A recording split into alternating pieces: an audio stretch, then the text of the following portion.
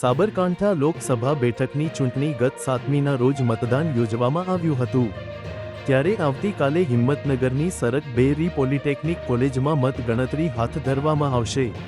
2326 મતદાન મથકોના ઈવીએમના મતોની ગણતરી હાથ ધરવામાં આવશે। મતગણતરી માટે 2000 સ્ટાફ ફરજ પર હાજર રહેશે તો 3 લોઅર પોલીસ બંદોબસ્ત ગોઠવવામાં આવ્યો છે। મતગણતરી કેન્દ્ર પર મોબાઈલ લઈ જવા માટે કડક પાબંદી લગાવવામાં આવી છે।